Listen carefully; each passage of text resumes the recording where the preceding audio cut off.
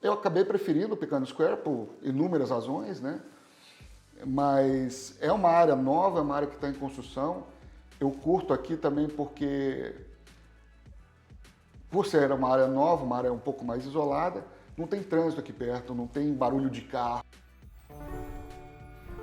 Ele fez um upgrade, vendeu a casa anterior e comprou uma casa novinha, num condomínio incrível. Hoje nós vamos conversar com o Marlon. Eu sou Minucci Martins, Realtor, aqui na região de Dallas. Se essa é a sua primeira vez no nosso canal ou você ainda não se inscreveu, se inscreva para receber todos os conteúdos com relação ao mercado imobiliário americano.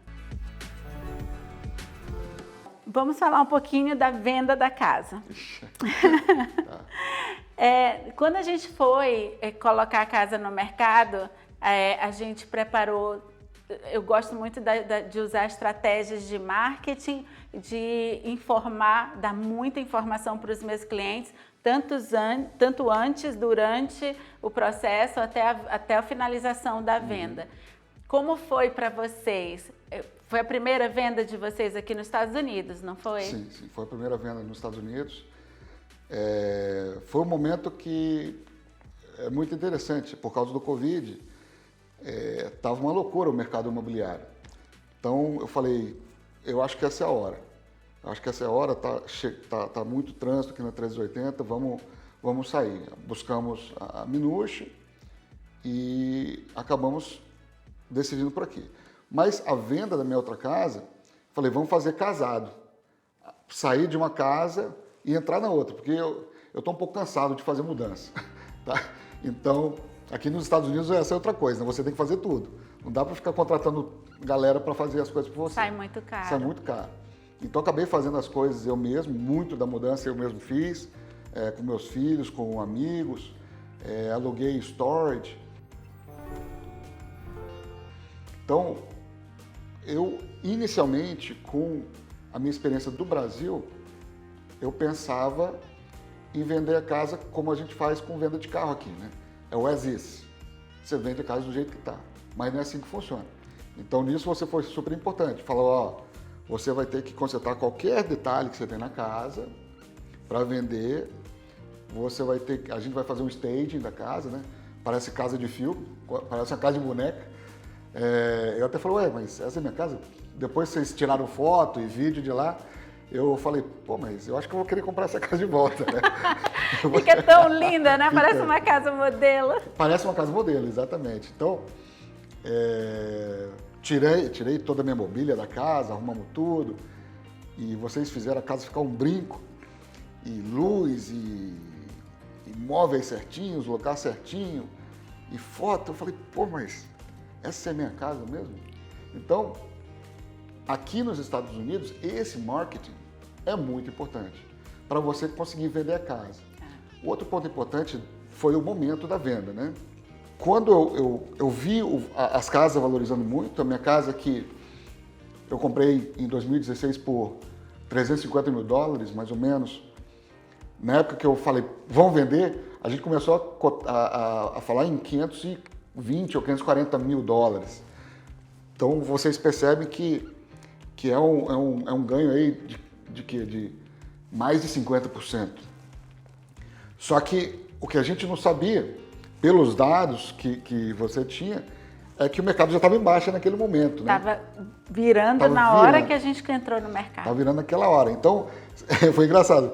Toda hora que a gente conversava, você via com os dados daquele mês, né, que acabou de acontecer, eu ajustava o preço da casa e não conseguia vender. Eu estava, inclusive, em Destin, né, numa viagem, quando apareceu o primeiro comprador interessado, que deu uma proposta bem inferior ao que eu estava querendo, eu acho que uns 20, 30 mil abaixo. Eu falei, não, isso eu não quero.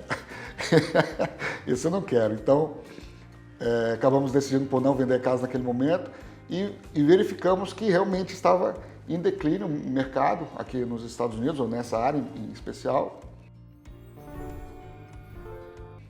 E o valor da casa foi caindo. Então, a cada semana ou 2 semanas no máximo, você e eu, a gente se encontrava, reunia, fechava. Você sempre foi muito legal nesse aspecto. Marlon, aqui estão os dados das casas. Sempre com muitos números, né? Sempre com muitos números.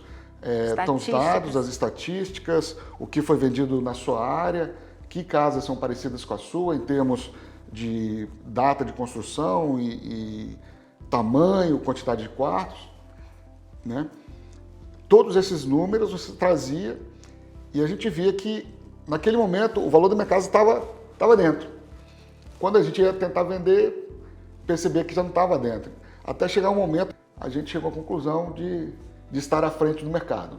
Então você trouxe, mais uma vez, os relatórios, com todos os dados, muito legal. E como engenheiro, né, curto os números, falei, bom, o que a gente percebeu é que não adianta eu botar minha casa aqui no meio, né, desses valores. Eu tenho que estar abaixo disso, porque na próxima virada as outras casas vão estar abaixo. Quando a gente fez isso, apareceu o comprador na hora. Imediatamente. Eu acho que essa foi a sacada, né? Mas a casa, depois de tudo que a gente fez, a casa estava linda, né? A casa estava impecável. A casa estava impecável, foi realmente uma conjunção de coisas que aconteceram, o mercado virou muito rapidamente, como nunca tinham visto aqui nos Estados Unidos, por causa da mudança dos juros muito rápida, de 4,5% para 6% em questão de dias. E isso afetou o mercado completamente, os compradores ficaram com receio, lembra? A gente tinha pouquíssimas visitas naquele início, e que a gente ainda não sabia que estava na virada, mas já estava. E como o Marlon falou, a gente acompanha os números, mas os números são de semanas anteriores, então a gente está sempre um pouquinho atrasado em relação àqueles números que a gente está vendo. Mas foi sensacional trabalhar com o Marlon, porque ele teve a visão, e eu sempre deixo o meu vendedor muito à vontade de decidir, tomar decisão baseado nos dados, mas tomar decisão do que ele acha correto para o valor da casa dele. Não impor números, mas dizer, olha, nosso range é desse número a esse número, e o mercado está dessa maneira. Até que o vendedor se sente confortável, como o Marlon fez, que eu achei incrível, foi um prazer trabalhar com um vendedor com essa visão de olhar os números e falar, vamos nos adiantar ao mercado, e o resultado foi imediato. E não adianta querer vender acima do que a casa vale. O valor da casa não é o que você acha que ela vale, é o valor que o mercado está dando por ela. Então, quando você se dá conta disso, o jogo muda. Exato. Né? Acabamos saindo de $540 mil que a gente tentou fazer no começo para 460 mil, eu acho, que eu acabei vendendo a casa. Aí quem está vendo isso agora vai falar, puxa, o cara perdeu muito dinheiro. Não perdi dinheiro. Eu comprei por 350, morei nela e vendi por 460.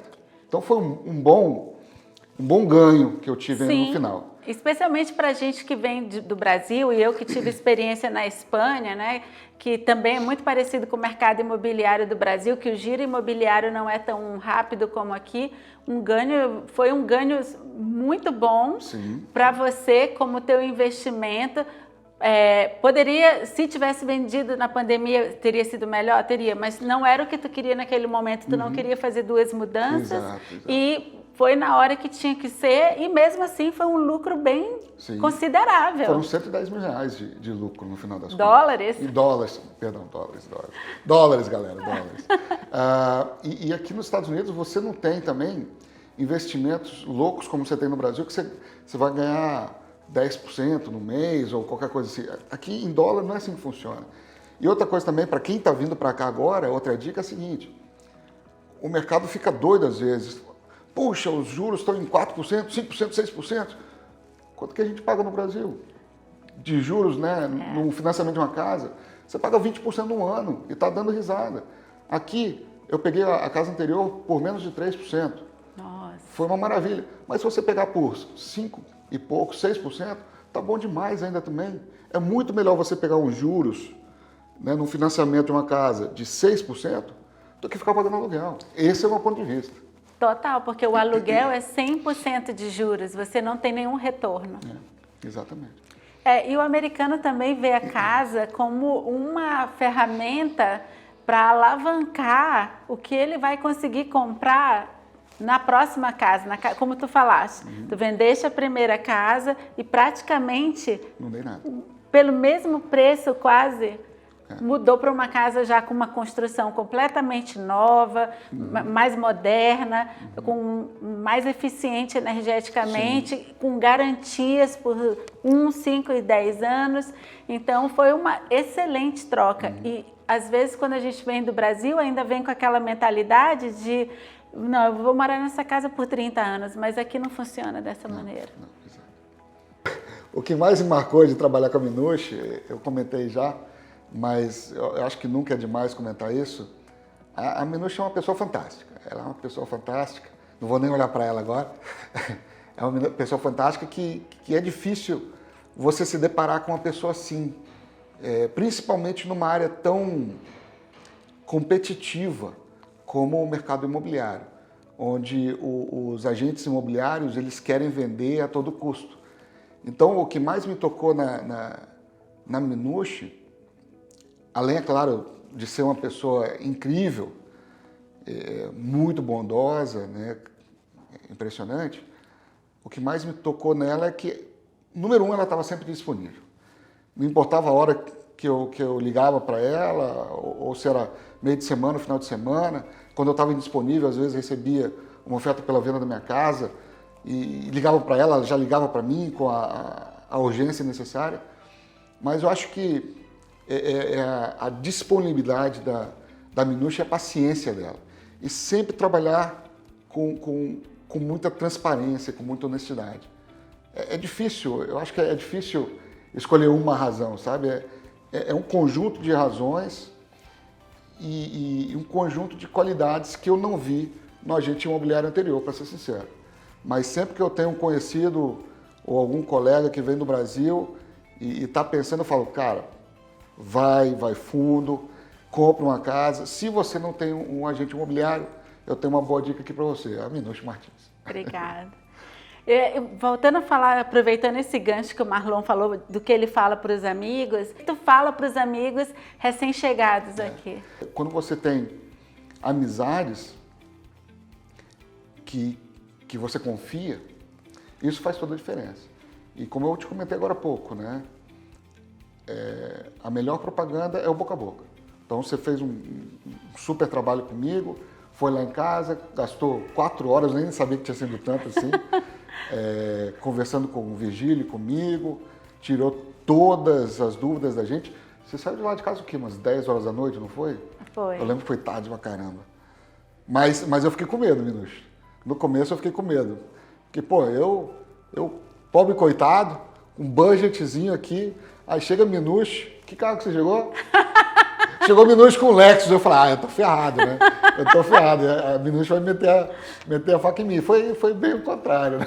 Não, imagina, meu objetivo é sempre ajudar meu cliente a conseguir o que ele quer. Às vezes, e vender a casa, a primeira casa, mesmo para uma pessoa que está com budget apertado, como aconteceu no meio da pandemia, meu cliente tinha dois trabalhos, 2 empregos, e ele achava que nunca ia conseguir comprar uma casa, e a gente conseguiu, foi atrás, conseguiu uma casa nova, e ele conseguiu com 2 trabalhos, está sozinho, não é casado nem nada, e conseguiu comprar a casa dele. A realização daquela pessoa, Marlon, não tem nada, não tem nada que pague mais do que ver a realização, a felicidade daquela pessoa. E ele virou para mim e falou assim, eu nunca imaginei, primeiro, que eu ia ter uma casa própria, segundo, que ia ser uma casa nova.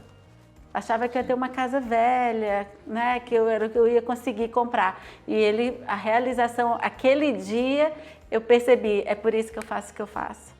É para ajudar as pessoas, não importa o budget delas, para ajudar a pessoa a conseguir o que ela quer e que às vezes ela nem imaginava que ela poderia.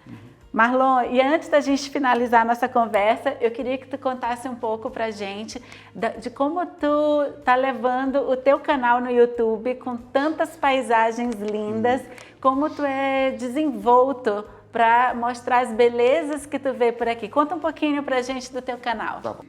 Eu vou fazer 50 anos, né? Eu vou fazer 50 anos em novembro. Então, eu comecei a trabalhar numa empresa de telecomunicações, uma grande empresa de telecomunicações do Brasil, em 95. E de lá para cá, E eu não estou querendo me vangloriar por isso.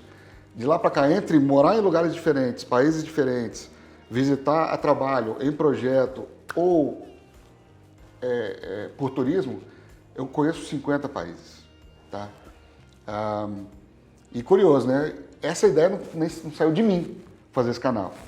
A minha filha tem 24 anos agora, trabalha na American Airlines, né? E em pouco tempo, ela já chegou em 37 países. Uau! A Gabi conhece já 37 países. Eu falei com ela, pô, Gabi, você é descolada, você faz videozinho, você adora tirar foto, fazer vídeo, faz você um canal do YouTube. Aí passou o tempo, ela não fez. Aí em março do ano passado eu falei, sabe o que mais? Eu vou fazer um canal do YouTube.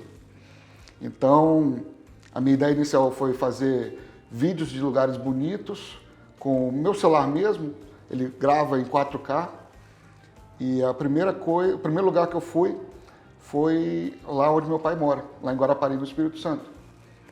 Para quem não conhece Guarapari tem mais de 50 praias. Uau! Tem mais de 50 praias. Falei, é aqui mesmo que eu vou começar.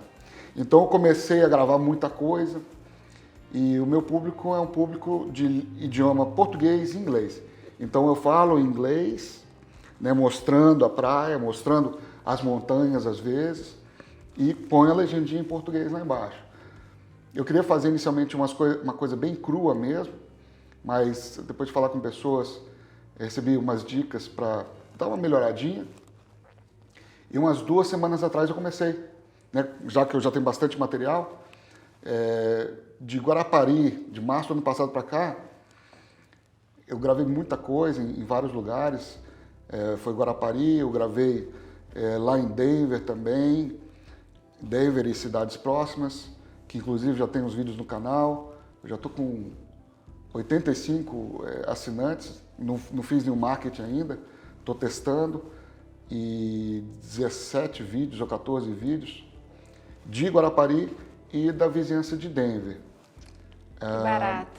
Aí eu gravei também, eu fiquei doido com São Francisco. Eu gravei São Francisco também. Foi aí que eu percebi que eu tenho que passar mais umas 2 semanas em São Francisco para conhecer bem, sabe? Mas em Guarapari eu levei o drone também, gravei muita coisa bonita. E assim, agora tenho material, bastante material para botar mais ou menos um vídeo por dia no meu canal. Que bacana! Aqui na nossa descrição do vídeo você vai ver o link para o canal do Marlon. Clica aqui, assina o canal do Marlon, assina aqui o nosso canal também para acompanhar cada vez que a gente colocar um vídeo novo, né, Marlon? Tá, eu agradeço muito o marketing do meu canal também. O canal chama To Paradise and Beyond e eu tentei fazer isso de uma forma bem democrática, né? Sair com alguns nomes e pedir para os amigos que nome que você acha que vale a pena, que nome que vocês acham bacana para botar no canal. E saiu To Paradise and Beyond. E é uma dica, hoje em dia com o ChatGPT, eu estou usando muito o ChatGPT, não sei se você conhece. Conheço, adoro. Estou usando muito o ChatGPT para fazer introdução para os meus vídeos, para fazer tags para eles e tudo mais. Descrições que eu não teria capacidade de escrever, ele me ajuda muito nisso. Então, tá com as descriçõezinhas bem bacanas. Fizemos uns time-lapses também. Agora vou mostrar umas comidas de cada lugar. Lá em Guarapari tem um bolinho de aipim. Tem um bolinho de aipim em Guarapari que é fenomenal. Então, tem umas coisas bem bacanas lá, vai ficar bacana. Vamos então acompanhar esses vídeos do Marlon com todas as belezas e essas comidas maravilhosas que ele vai mostrar pra gente. E eu quero ver o vídeo dos 50 anos esse ano. Vamos aguardar, pessoal. Vamos lá, obrigado. Marlon, obrigado pelo teu tempo, obrigado pelas palavras para mim, obrigado pela confiança, obrigado por me recomendar e tudo que tu falaste aqui eu tenho certeza que vai ajudar muitas pessoas, porque tu passa muita segurança quando tu fala das coisas e contar da tua experiência acho que vai ajudar muita gente. Se você gostou desse vídeo, deixe o seu like e se inscreva para receber todas as notificações. Te vejo no próximo vídeo.